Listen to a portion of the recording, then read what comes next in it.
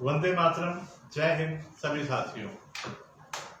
भारत माता की स्वतंत्रता के लिए देश के कितने तरुण वीर सपूतों ने पता नहीं क्या क्या झेला, क्या क्या कष्ट सहे कि मां भारती आजाद हो जाए, और यहां तक कि अपने प्राणों की आहुति देने से भी वह लोग पीछे नहीं हटे। अत्यंत कष्ट उन लोगों ने सहे। पर क्या ये कम महत्वपूर्ण है उन वीर सपूतों की माताओं ने, जिन्होंने अपने उन बच्चों को असहाय कष्टों को सहन करते हुए देखा, यहां तक कि उनकी लाशों को अपनी गोदी में लिया। उस पीड़ा को शब्दों में बयां करना बहुत असंभव है, और मैं इस वक्त ये शब्द बोल भी रहा हूं तो मेरे रुएं भी खड़े हो रहे हैं, क्योंकि वो ऐसी पीड़ा है जिसके लिए मेरे ख्याल से कोई शब्द नहीं बने हुए। उन माओं ने भी बहुत कष्ट झेले हैं, उनका भी एक अपना महत्वपूर्ण योगदान रहा है हमारे इतिहास के अंदर। आज वैसी ही एक मां की याद या बात आप सबसे करने जा रहा हूं। उस मां जिसको एक बेटे ने कहा था, मां मेरी लाश को लेने तुम मत आना, तुम कहीं आई और रो पड़ी तो लोग कहेंगे देखो भगत सिंह की मां रो रही है। ये शब्द या ये सुनने में सिर्फ दो वाक्य लगते हैं, पर जब उस मां के कानों तक ये आवाज गई होगी, उसके सीने पे तो वज्रपात हो गया होगा कि क्या उसके बेटे ने कहा। उसकी पीड़ा शब्दों में बयान नहीं कर सकते, उसकी कल्पना नहीं की जा सकती। यहां तक कि, और आप आगे देखिए उस मां की हिम्मत और हौसला। वो मां ने क्या कहा, नहीं रोएगी तेरी मां, नहीं रोएगी तेरी मां, पर जब मैं लाहौर सेंट्रल जेल के बाहर खड़ी हूं तो तेरे इनकलाब जिंदाबाद की आवाज मुझे वहां तक सुनाई दे, मुझे वहां तक सुनाई दे। ऐसी हिम्मत और हौसला बांधा उन्होंने अपने बेटे को, ताकि जिस रास्ते पे वो चल रहा है वो चलता रहे, हिम्मत के साथ खड़ा रहे। जी हाँ, मैं बात कर रहा हूं श्रीमती विद्यावती। जी हाँ, पंजाब माता विद्यावती, मेरी परदादी शहीद आजम भगत सिंह जी की माता जी स्वर्गीय विद्यावती। आज 1 जून 2020 ये वो दिन है जब उस माता की पुण्यतिथि होती है। पंजाब माता विद्यावती ठीक आज से 45 साल पहले अपने प्राणों को त्याग कर स्वर्गवास हुई। 1 जून 1975 को उनकी पुण्यतिथि होती है, उनका देहांत का दिन है। इसीलिए आज 1 जून 2020 उस मां की बातें और यादें आपके बीच में लेके आया हूं, जिसने त्याग की एक ऐसी मिसाल कायम करी, और भारत में माताओं की, वीर वीरांगनाओं की क्या उदाहरण होता है, किस तरह की वह होती हैं, उसका उदाहरण पेश करने के लिए मां विद्यावती से बड़ा कोई उदाहरण नहीं दिखता। आज उनकी बात करने आपके बीच में आया हूं, उन्हीं के शब्दों में। जिस मां ने उदाहरण की एक नई इबादत लिखी थी, श्रीमती विद्यावती जी को पंजाब सरकार द्वारा 1 जनवरी 1973 में एक खिताब के साथ सम्मानित किया गया, और उनको एक खिताब दिया गया था पंजाब माता। पंजाब माता के खिताब से उनको सम्मान के रूप में नवाजा गया। पर मैं ये सोचता हूं, ठीक है, भगत सिंह जी ने जन्म पंजाब में लिया, उनकी क्रांतिकारी गतिविधियां पंजाब से शुरू हुई, पर क्या ये न्याय संगत होगा कि भगत सिंह को एक क्षेत्र में बांधना जिसने पूरे देश या भारतवर्ष की आजादी के लिए हंसते हुए प्राणों की आहुति दी। यहां तक कि मैं कहना चाहूंगा, हर वो वीर सपूत जिसने हंसते हुए फांसी का फंदा चूमा या अंग्रेजों से गोलियां खाई, वह सब हमारे राष्ट्रपुत्र हैं, वह सब हमारे राष्ट्रपुत्र हैं, वो सारे शहीद हमारे राष्ट्रपुत्र हैं। और क्या उस मां को उपाधि में राष्ट्रमाता नहीं कहना चाहिए था? ऐसा मेरा विचार और मेरी सोच है, ताकि इन शहीदों को हम एक सीमाओं में, एक क्षेत्र में ना बांधे। आज आपके बीच में मेरी परदादी भगत सिंह जी की माता जी विद्यावती जी के कुछ संस्मरण, जो कई लेखकों ने अपनी किताबों में लिखे, जब वो भगत सिंह जी पर रिसर्च करने आते थे तो माँ विद्यावती से मिलते थे, उनके बारे में जो लिखा, जो उन्होंने पीड़ाएं सही या कैसे कैसे उनका जीवन काल रहा, उन संस्मरणों में से कुछ यादें आपके साथ साझा करने जा रहा हूं। माँ विद्यावती जी के शब्दों में ही आपको बताता हूं। भगत सिंह का केस चल रहा था। गांव के अंदर एक स्वामी जी आए हुए थे और उन्होंने धुनी जलाई हुई थी। बहुत दिनों में उनका प्रचार भी फैल गया कि एक ऐसे साधु महात्मा आए हुए हैं, वो धुनी जलाते हैं, उनसे जो मनोकामना हो वो पूरी होती है। ये बात विद्यावती जी को भी पता चली। वैसे उन्होंने खुद कहा कि मैं ऐसी बातों को मानती नहीं थी, पर माँ की ममता के हाथों मैं मजबूर थी। तो मैं अपने छोटे बेटे कुलबीर को लेके उस साधु महात्मा के पास गई और उस साधु महात्मा ने उनको एक धुनी दी। उन्होंने कहा, ये धुनी जाके भगत सिंह के सर पे डाल देना, आपके बेटे की फांसी की सजा टल जाएगी। माँ है, करुणा से भरी हुई है। अपने जवान बेटे के लिए उन्होंने कामना करी। फिर जेल में जब वो मिलने जाती हैं भगत सिंह जी से, तो अभी वह जाके बैठती ही है उनके पास और प्यार से माँ अपने बेटे की कमर से हिला रही होती है और उसका इरादा था कि चुपके से जब मैं सर परोसूंगी अपने बेटे का तो वो बबूत उसके सर पे डाल दूंगी। माँ का अपना प्यार, अपना करुणा थी। जैसी वो जेल में गई, अभी उनका हाथ कमर तक ही पहुंचा था और वो जेब से कुछ करने की चाह रही थी। भगत सिंह जी ने कहा, माँ, बेबे जी, आप जो बबूत लेके आई हो उसे मेरे सर पे डालने की बजाय कुलबीर के सर पे डाल दो, ये आपके पास रहेगा, ये आपकी सेवा करेगा। वो बताती है विद्यावती जी उन्हीं के शब्दों में, ये शब्द सुन के वह आश्चर्यचकित हो गई कि भगत सिंह को कैसे पता चला कि मैं बबूत लेके आई हूं, कैसे उसको मेरे मन की बात पता चल गई, जिसको सुनते हुए सोचते हुए वो कई रातें सो नहीं पाई। इस तरह से उन्होंने संस्मरण अपना याद दिलाया कि मैं कैसे अपने बेटे की सजा टालने के लिए उनका एक प्रयास था। यानी हम कह सकते हैं एक माँ की ममता थी, एक माँ के जज्बात थे। इसी तरह माँ विद्यावती का एक और संस्मरण आपके साथ साझा करता हूं। माँ ने कई यत्न करे क्योंकि उसका 23 साल का एक जवान बेटा था और उस माँ ने उससे पहले भी एक बेटा खोया था जिसका नाम था जगत सिंह। यानी भगत सिंह जी के बड़े भाई जगत सिंह, जिनकी महज 8 साल की आयु में निधन हो गया था बचपन में। तो माँ ने कितनी मन्नतों के बाद उस भगत को पाया था। तो माता विद्यावती जी ने एक पाठ रखाया गुरुद्वारे साहब में, उन्होंने एक अखंड पाठ रखाया। तो उस पाठ में जो माता जी बताती हैं, जो ज्ञानी साहब होते हैं गुरुद्वारे में, उन्होंने गुरु महाराज के सामने अरदास करी कि गुरु महाराज, माँ तो चाहती है कि उसके बेटे की सजा टल जाए, पर बेटा चाहता है कि वो माँ भारती के लिए कुर्बान हो जाए। मैंने सच्चे पातशाह आपके सामने दोनों का पक्ष रख दिया है, तो आप इसका न्याय करिए।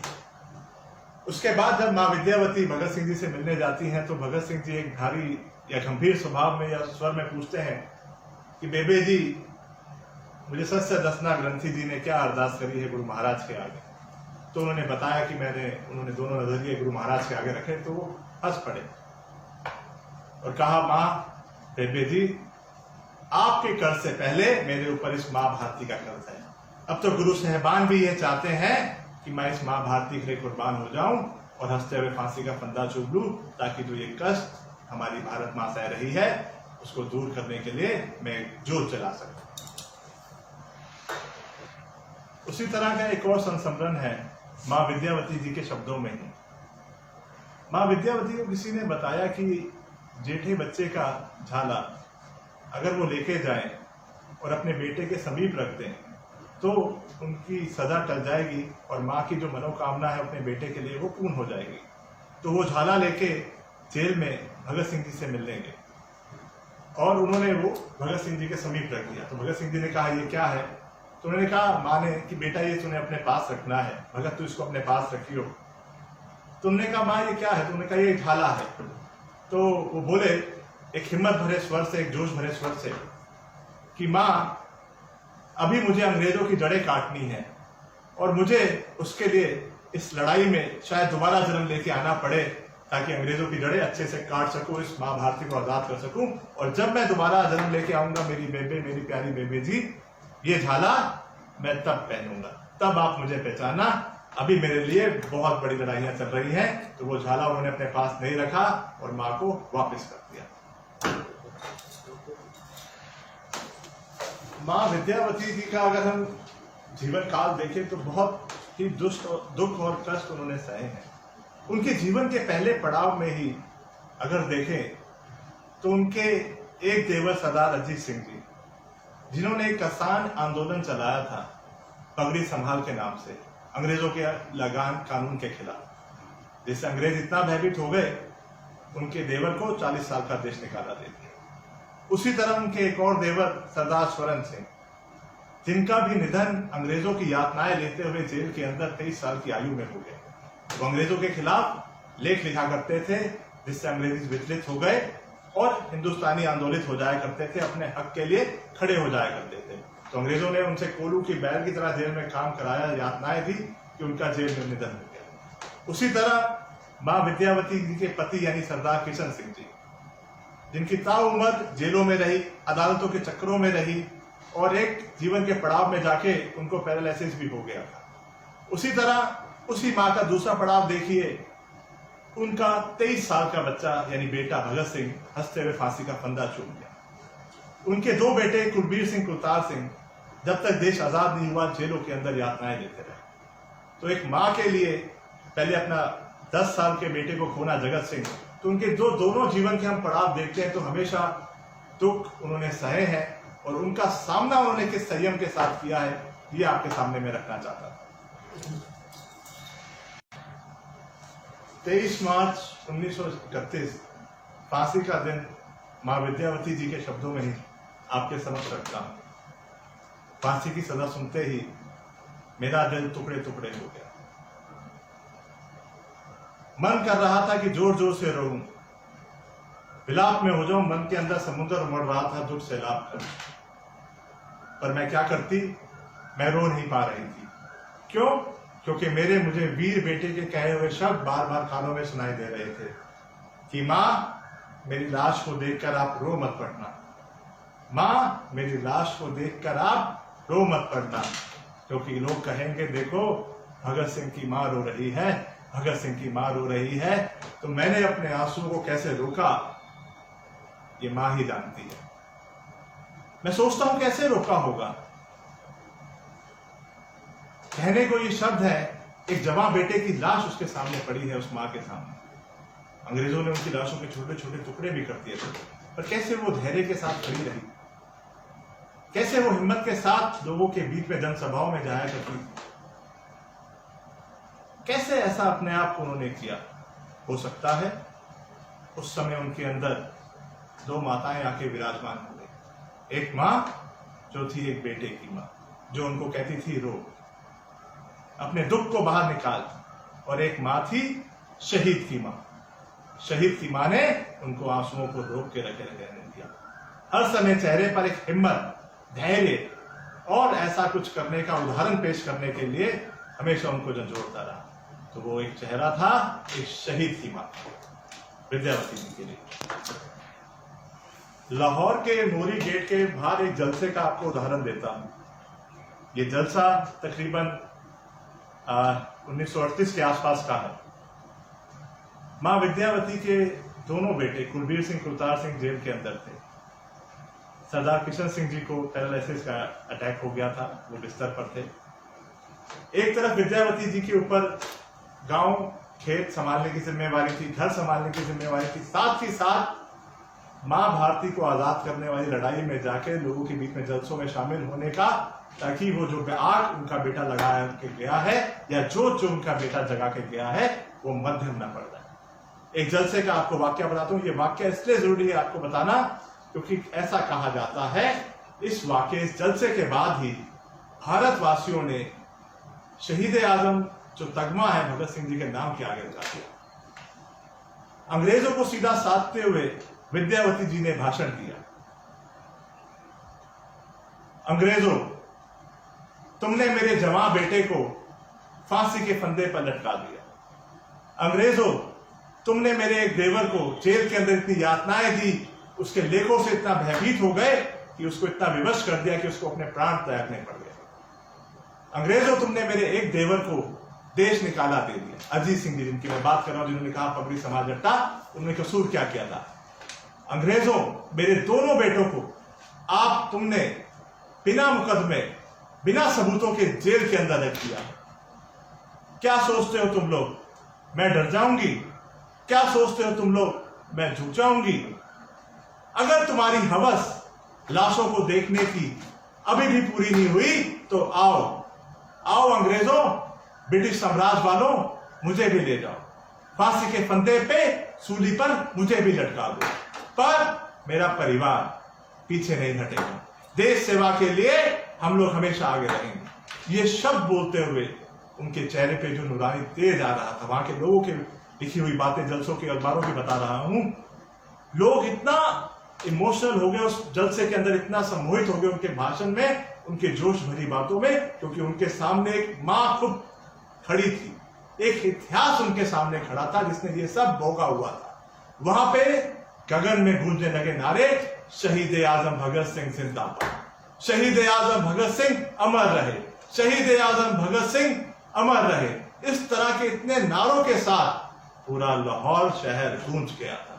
तो ऐसा कहा जाता है, ऐसा माना जाता है कि भारतवासियों द्वारा भगत सिंह जी के आगे शहीद आजम का तगमा शायद इस जलसे के बाद शुरू हुआ।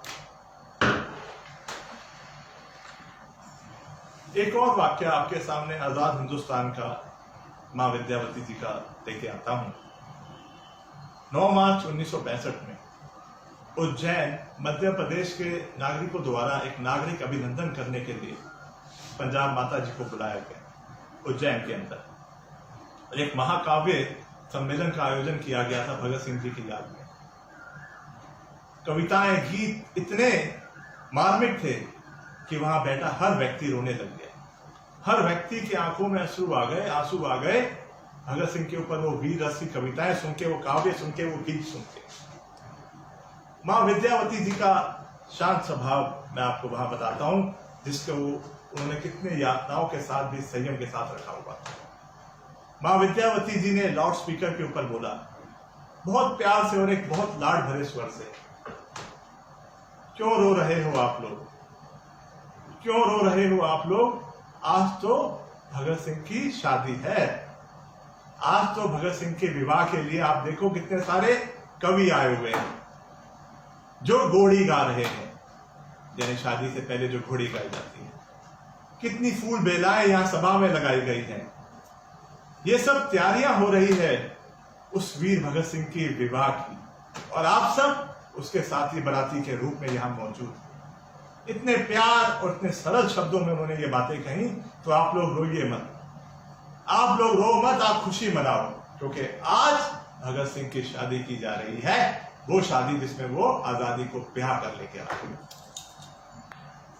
वह कार्यक्रम की जो लेंथ थी, जो समय सीमा थी, वो 2 घंटे की रखी गई थी। पर जब लोगों के बीच में पता चला कि भगत सिंह की मां आ रही है, वहां के मौजूद लोग तो शेर, उस वीर सपूत मां के दर्शन करना चाहते थे, उनके पैरों को छूना चाहते थे। वो कार्यक्रम बताया जाता है 6 से 7 घंटे तक चला, जिसकी समय सीमा 2 घंटे रखी गई।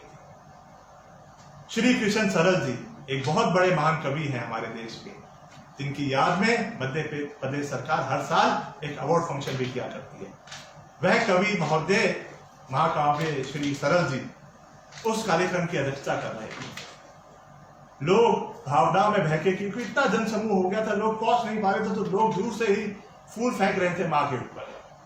तो सरल जी ने कहा, मैं अनुरोध करता हूं कि दूर से फूल ना फेंके जाए, कहीं मां को लग ना जाए, उनको चोट ना लग जाए। ये बात जब विद्यावती जी को पता चली तो उन्होंने फिर दोबारा माइक के अंदर बोला, नहीं, इन्हें मत रोकिए, नहीं, इन्हें मत रोकिए, इन्हें अपने दिल की पूरी कर लेनी दीजिए। ये लोग तो मुझे फूल ही फेंक रहे हैं, और मेरे बेटे भगत सिंह की जय बोलकर अगर लोग पत्थर भी फेंकेंगे तो मेरे लिए फूल के समान है। ये शब्द बोलते हुए मेरे आंसू आ रहे हैं। ये कितना भावनात्मक समय है, यह सीन था। ये शब्द सुनते ही वहां जलसे में लोग एक दूसरे दुनिया में पहुंच गए। कि माँ कैसे बोल रही है इतने सरल शब्द से और हमारे साथ जुड़ रही है। वहां गूंज गया, धन्य हो माँ, धन्य हो माँ, धन्य हो माँ की गूंज से वो पूरा जलसा भर गया। लोग उनका यह स्वभाव देखकर हिल गए। माँ ने संयम रखा, अपने आंसू भाग नहीं आने। उसके बाद श्री सरल जी ने माँ को सम्मान देने के लिए अपने अंगूठे को चीरा और उसके कुछ रक्त के धाराएं अपनी किताब के ऊपर गए और उन्होंने माँ विद्यावती जी का तिलक अपने खून के साथ किया और अपना शीश सरल जी ने माँ विद्यावती जी के चरणों में रख दिया। तब वो माँ नहीं रोक पाई, 2 आंसू उनके निकले। यह आपको वाक्य बता रहा हूं उज्जैन का, वहां का आपको वाक्य बता रहा हूं। वह उनकी महाकाव्य की किताब सरल जी की 3000 रुपए में वहां के विद्यार्थियों ने खरीदी और उस राशि को जब माँ विद्यावती को दिया गया तो उन्होंने भगत सिंह जी के साथी बटुकेश्वर दत्त जो अपना इलाज करा रहे थे उस खर्च में जोड़ दी, एक माँ के आशीर्वाद के रूप में। जी हाँ, मैंने आपको बहुत संक्षेप में उस माँ के बारे में बताया जिनको मैं कहूँगा जिसने एक नई इबादत लिख दी थी माँ के त्याग की। बहुत सारी उनकी कहानियां हैं, बहुत सारे उन्होंने दुख और यातनाएं सही हैं। कैसे वो जेल के बाहर इंतजार किया करती थी 10-10 घंटे के अपने बेटे को मिल सके और कई बार बिना मिले भी वापस जाना पड़ता था। आइए आज 1 जून